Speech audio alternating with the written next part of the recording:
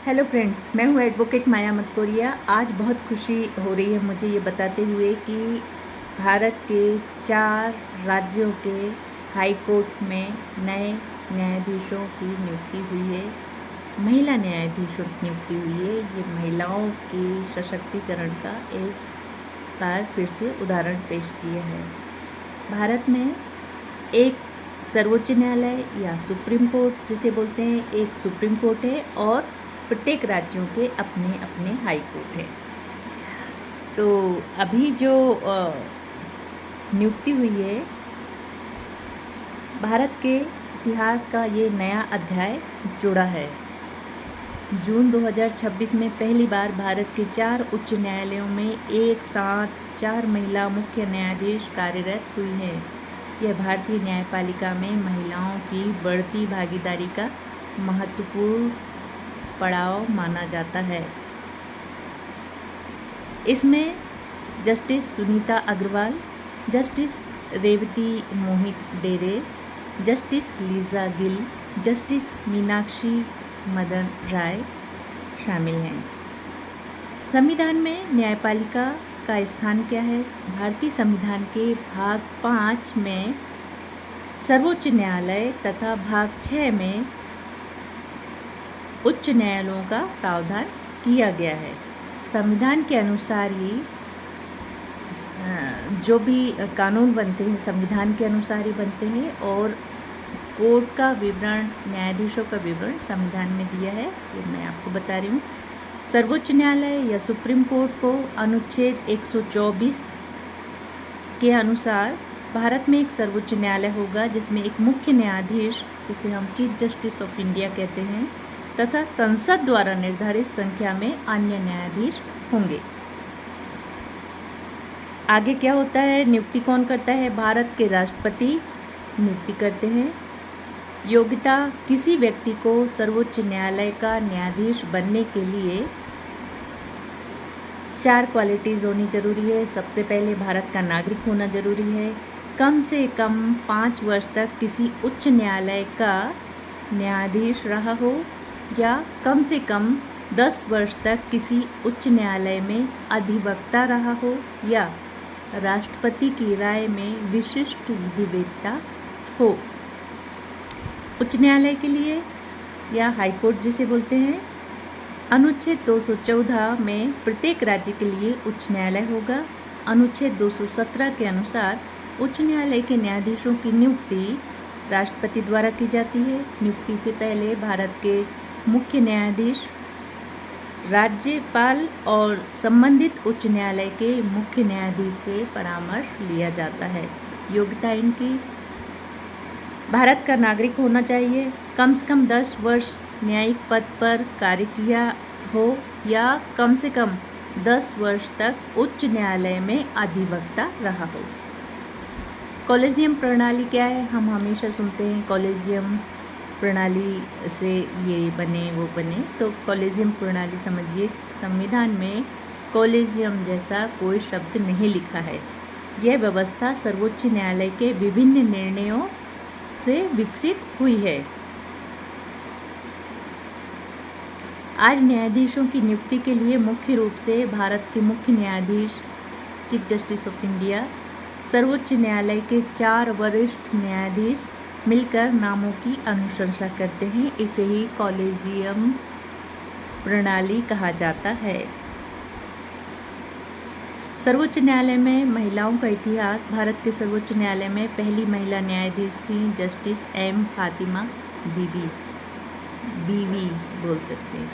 उनकी नियुक्ति 1989 में हुई थी। इसके बाद प्रमुख महिला न्यायाधीश बनी justice Sujata Manohar, justice Ruma Pal, justice Gyan Sudha Mishra, justice R Bhanumathi, justice Indu Malhotra, justice Hema Kohli, justice B V Nagarathna, justice Bela Trivedi, justice Venkata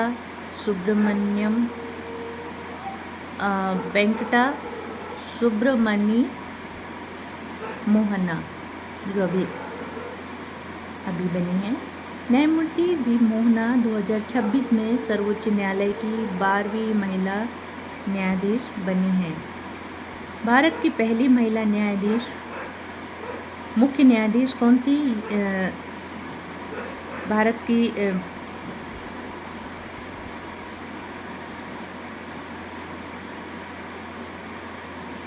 की किसी उच्च न्यायालय की पहली महिला मुख्य न्यायाधीश थी। उन्होंने जस्टिस लीला सेठ थी। उन्होंने 1991 में हिमाचल प्रदेश उच्च न्यायालय के मुख्य न्यायाधीश का पद संभाला था। महिलाओं की न्यायपालिका में स्थिति 2024 तक देश के उच्च न्यायालयों में लगभग 14% न्यायाधीश महिलाएं थी। यह संख्या धीरे धीरे बढ़ रही है, लेकिन अभी भी समान प्रतिनिधित्व से काफ़ी कम है। फरवरी 2026 में केंद्र सरकार ने संसद में बताया कि 2014 के बाद से 170 महिला न्यायाधीश उच्च न्यायालयों में नियुक्त की गई हैं और 6 महिलाओं की नियुक्ति सर्वोच्च न्यायालय में हुई है। निष्कर्ष यह है कि भारत का संविधान महिलाओं और पुरुषों को समान अवसर देता है। न्यायपालिका में महिलाओं की बढ़ती भागीदारी केवल प्रतिनिधित्व का प्रश्न नहीं है, बल्कि न्याय व्यवस्था में विविध अनुभवों और दृष्टिकोणों को शामिल करने का माध्यम भी है। 4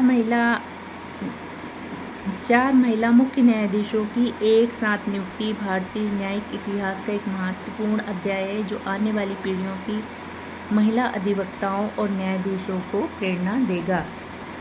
ये पूरा मैंने न्यूज़ से देखकर बताया आपको, जो कि सच है, और पूरा मैंने नोट्स बनाए इसके किस किस आर्टिकल में क्या है। मुझे बहुत खुशी हो रही है कि न्याय क्षेत्र में भी महिलाओं की संख्या बढ़ रही है, और आशा है आपको मेरा वीडियो पसंद आया हो। ज़्यादा जानकारी के लिए आप यूट्यूब में देख सकते हैं मेरा वीडियो। और हम महिलाएं बहुत संघर्ष करती हैं, पुरुष भी करते हैं, लेकिन महिलाओं को जिस तरह से परंपरावादी सोच से पीढ़ी से निकलते हुए पढ़ाई करके न्यायिक जैसे क्षेत्र में आने के लिए बहुत संघर्ष करना पड़ता है। बहुत लंबा टाइम लगता है, बहुत सालों साल लग जाते हैं, लोग हार मान लेते हैं। बहुत मजबूत इरादों वाली महिलाएं होती हैं जो कि बहुत समय तक टिकी रहती हैं और उच्च न्यायिक पद तक पहुंचती हैं। मुझे बहुत खुशी हो रही है।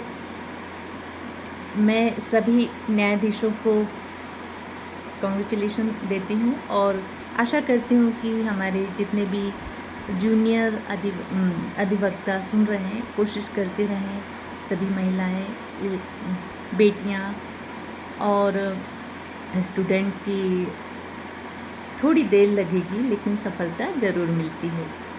आज के लिए इतना ही। यदि मेरा वीडियो अच्छा लगा हो तो आप प्लीज़ लाइक कीजिए, कमेंट कीजिए और शेयर कीजिए, और प्रश्न पूछिए, प्रश्न ज़रूर पूछिए। यदि आप लॉ की फील्ड से नहीं भी हैं, सामान्य हैं, किसी भी फील्ड से हैं, आप प्रश्न पूछ सकते हैं। मैं बाकायदा बहुत सरल शब्दों में उत्तर ज़रूर दूंगी।